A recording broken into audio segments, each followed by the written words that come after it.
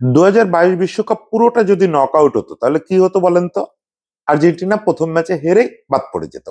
প্রথম ম্যাচটা knock out হতো সৌদি আরবের বিপক্ষে হার এবং বাদ। এবার এই জিনিসটা ঘটতে পারে। এবার 32 দলের যে বিশ্বকাপটা হবে সেই বিশ্বকাপটা কিন্তু নকআউট বিশ্বকাপ। একটু কনফিউজিং লাগতেছে না? যে সবাই তো বলতেছে রাত থেকে যে বিশ্বকাপের গ্রুপিং খুব ইজি হয়েছে, দলগুলোর সহজে বাদ পড়ার কোনো সুযোগ নাই। না, আমি দেখতেছি বিশ্বকাপ আসলে যখন শুরু হবে সেই বিশ্বকাপটা পুরোটা নকআউট। সেই বিশ্বকাপে আর ঘুরে দাঁড়ানোর কোনো জায়গা নাই। সেটা হচ্ছে এবার যে 48 দলের আপনারা ফার্স্ট রাউন্ডটা দেখতেছেন, এটারে আমি বিশ্বকাপ বলতেছি না। আপনারা আসলে দলগুলোর নাম দেখলেই বুঝতে পারবেন যে এর ভিতরে ম্যাক্সিমাম দলই ওয়ার্ল্ড কাপ বলতে আমরা যেটা বুঝতাম সেই জায়গায় যাওয়ার কথা না। এটা ফিফার বাণিজ্যিকরণের কারণে ফিফা এদেরকে এই যে দল সংখ্যা বাড়ায় 48 করছে, 48 করে প্রচুর দলকে বিশ্বকাপে নিয়ে আসছে। এই বিশ্বকাপের প্রথম রাউন্ডে সবাই আসলে প্র্যাকটিস ম্যাচ খেলবে। কারোর কিছু হারানোর নাই, কারোর কিছু হারানোর নাই। সেই প্র্যাকটিস ম্যাচগুলো পার করে 32টা দল যখন সেকেন্ড রাউন্ড শুরু করবে, ওখানে কিন্তু প্রত্যেকেরই প্রত্যেকটা ম্যাচে হারানোর আছে। যেহেতু 32 দলই নকআউট খেলবে, 32 দলের ভিতরে একটু পা পিছলালেই প্রথম থেকেই তাদের ছিটকে যাওয়ার সম্ভাবনা আছে। ফলে বিশ্বকাপটা প্রথম রাউন্ডটা একটু মেরে হতে পারে, কিন্তু দ্বিতীয় রাউন্ড থেকে বা যে কোনো বারের চেয়ে ভয়ানক হয়ে উঠবে, খুবই ভয়ানক হয়ে উঠবে।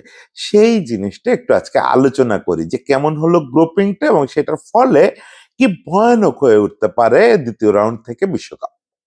আপনারা অলরেডি গ্রুপিং দেখে ফেলছেন। গ্রুপিং এর চেয়ে বেশি আলোচনা হচ্ছে ট্রাম্পের মেডেল পাওয়া নিয়ে।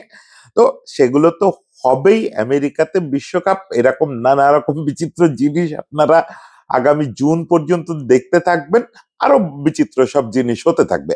একে তো লোকটা ইনফান্তিনো, যেখানে ক্ষমতা আছে সেখানে সে আছে। ট্রাম্প টাওয়ারে অফিস ভাড়া করে ফেলছে। ফলে সে ক্ষমতার সঙ্গে আছে, ক্ষমতাকে সন্তুষ্ট করতে যা করতে হয় তাই করবে। ফলে ড্র অনুষ্ঠানে প্রথমবারের মতো এত বেশি রাজনৈতিকরণ হলো। একই সঙ্গে এই প্রথম বিশ্বকাপে এতগুলো দল নিয়ে ড্র হলো, 48টা দল। এটা মানে কল্পনাতীত একটা ব্যাপার। ফুটবলের যতই গ্লোবালাইজেশন হোক, ফুটবল তো কোনোদিন গ্লোবালাইজেশনের বাইরে ছিল না, ফুটবল চিরকালই গ্লোবাল ফুটবল। তারপরেও বিশ্বকাপ বলতে আমরা বুঝতাম যে একটা জমজমাট জিনিস, একেবারে ফ্রম ফার্স্ট ম্যাচ ওখানে একটা জমজমাট ইভেন্ট হবে। ও সেই জিনিসটা একটু তো মেরে হলোই এতগুলো দলকে আনায়। পৃথিবীতে এতগুলো টপ কোয়ালিটির দল নাই। ইনফ্যাক্ট 32 দলের বিশ্বকাপও যখন হতো তখনও কিন্তু এমন না যে সব দল খুব ডিজার্ভিং ছিল। ফলে এবার 48 দল হয়ে যাওয়া, এটা যে মেরে মেরে হবে ফার্স্ট রাউন্ড, এটা তো বুঝতে ড্র পর্যন্ত অপেক্ষা করার কিছু ছিল না, আগে থেকেই বোঝাচ্ছিল। আরো ফিফা একটা আইন করলো আগেই যে টপ র্যাঙ্ক কোনো দুটো দল এক গ্রুপে পড়বে না, মুখোমুখি হবে না ফার্স্ট রাউন্ডে। ফলে এটা আসলে আগে থেকেই বোঝা যে প্রত্যেকটা ফেভারিট টিম যারা সেমিফাইনালে যাওয়ার যোগ্য, কোয়ার্টার ফাইনালে যাওয়ার যোগ্য, প্রত্যেকে শুরুটা হবে খুবই সফট, খুবই সফট। সেই জিনিসটাই হয়েছে। কোন গ্রুপে আসলে আপনি যদি আগের কোন বিশ্বকাপের সঙ্গে কম্পেয়ার করেন, কোন গ্রুপে আসলে আপনার মনে হবে না যে সেকেন্ড রাউন্ডে যাওয়ার যোগ্য দুইয়ের বেশি দল আছে। কোন কোন গ্রুপে আপনি তাকাইলে তো একটার বেশি দলই খুঁজে পাবেন না যাকে আপনার সেকেন্ড রাউন্ডে প্রমোট করতে ইচ্ছা করবে। যেমন আমি মানে খুব নির্দয়ভাবে বলতে পারি ব্রাজিলের গ্রুপটার কথা। যদিও ব্রাজিলের গ্রুপে মরক্কো আছে, গত বছর সেমিফাইনাল খেলছে, কিন্তু বলেন স্কটল্যান্ড, হাইতি, মানে আহ, এখন যদি কেউ জিজ্ঞেস করে যে এরা কারা, কোত্থেকে আসছে, তো এই টাইপের কোশ্চেন তো হবেই। দীর্ঘকাল পরে আসছে। ইভেন আমার আর্জেন্টিনা গ্রুপে যারা আছে এরা দীর্ঘকাল পরে, একদল প্রথম জর্ডান প্রথম বিশ্বকাপ খেলতে আসছে, বাকি দুই দল দীর্ঘকাল পরে বিশ্বকাপ খেলতে আসছে। পর্তুগালের গ্রুপে বরং আমি দেখতেছি কলম্বিয়া আছে, উজবেকিস্তান আছে, এবং ওই গ্রুপে কিন্তু বলিভিয়া ঢুকে যেতে পারে। ফলে পর্তুগালের জন্য মানে চ্যালেঞ্জিং তো হবে না, পর্তুগালের প্র্যাকটিসটা বেটার হওয়ার একটা চান্স আছে। এরকম মানে যেভাবেই দেখেন কোন গ্রুপ থেকে কোনোভাবেই মানে ওই জঘন্যতম পারফরমেন্স না করলে, এমনকি ইতালির যে জায়গাটা আসতে পারে, ইতালি যদি প্লে অফ পার হতে পারে, তাদের জন্য যে জায়গাটা রাখা হয়েছে, ও গ্রুপেও আছে কানাডা বা এরকম ছোট ছোট কয়েকটা দল। ইতালিও এসে বিপদে পড়বে না, যেটা ভাবা যাচ্ছিল যে ওরা যেহেতু প্লে অফ থেকে আসবে ওরা এসে বিপদে পড়তে পারে না, তাও পড়বে না। সবচেয়ে বড় কথা হচ্ছে যে আপনি ফার্স্ট সেকেন্ড না হলেই বা কি হয়েছে, 12টা গ্রুপ থেকে 12 দুগুণে 24টা দল যাবে পরের রাউন্ডে, সঙ্গে আরো 8টা বেস্ট থার্ড টিম যাবে। মানে কি পরিমানে টিম পরের রাউন্ডে যাবে আপনি চিন্তা করেন। ঠিক 32টা, 32টা 24 আর 8, 32টা টিম পরের রাউন্ডে যাবে। মানে এই বহুকাল পরে, সম্ভবত 90-তে আমরা শেষ বেস্ট থ্রি কে, বেস্ট থার্ড টিমগুলোকে পরের রাউন্ডে যেতে দেখছিলাম। তখন তো গ্রুপ কম ছিল, তখন ওইভাবে প্ল্যান করা হচ্ছিল। কিন্তু এখন তো অনেক গ্রুপ, অনেক টিম, তারপরে আবার ওই যে আপনার বেস্ট থার্ড পজিশনধারী 8টা দল পরের রাউন্ডে যাবে। মানে 32টা দল পরের রাউন্ডে যাবে।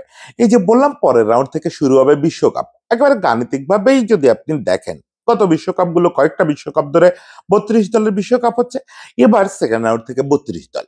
এখন যেটা হবে যে সেকেন্ড রাউন্ডে তো এই 32টা যে দল উঠবে, তাদের ক্ষেত্রে আর এটা বলার সুযোগ থাকতেছে না যে তোমরা বিশ্বকাপে ডিজার্ভিং টিম না। অ্যাটলিস্ট অন্যান্য বার যে 32টা দল খেলে সেরকম 32টা দলই উঠবে বলে আমরা আশা করতে পারি। ফলে ওখান থেকে কিন্তু পিওর নকআউট শুরু হয়ে যাবে।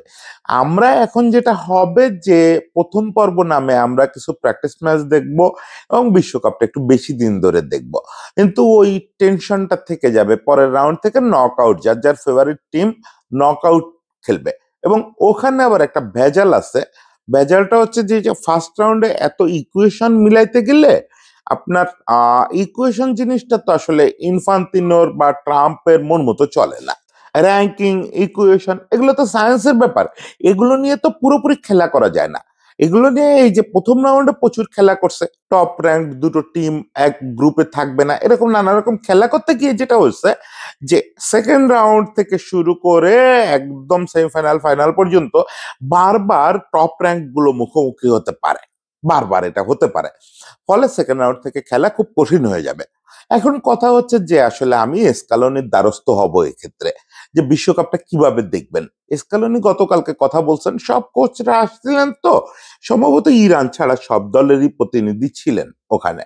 তো স্কালোনি একটা দারুণ কথা বলছেন যে বিশ্বকাপ যদি আপনি খেলতে আসেন, তাহলে আপনাকে আসলে শুরু থেকেই বড় দলের সঙ্গে খেলা ভালো।